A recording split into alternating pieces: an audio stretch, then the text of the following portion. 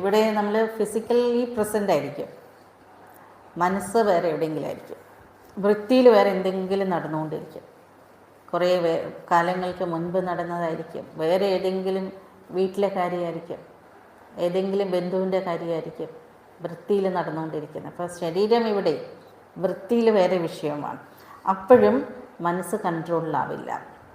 അപ്പോൾ ആവർത്തിച്ച് ചെക്ക് ചെയ്യണം. മുഴുവൻ ദിവസവും സ്വരാജ്യ അധികാരിയായിട്ടിരുന്നു. കർമ്മേന്ദ്രിയങ്ങളുടെ അധികാരിയാകണം. മനസ്സ് ആണ് ആദ്യമേ. അപ്പോൾ കർമ്മേന്ദ്രിയം എന്ന് പറയുമ്പോൾ ആദ്യം വരേണ്ടത് മനസ്സിനെയാണ് നിയന്ത്രണത്തിൽ കൊണ്ടുവരണം. മനസ്സ് വേറെ ചിന്തയിലോട്ട് പോകരുത്.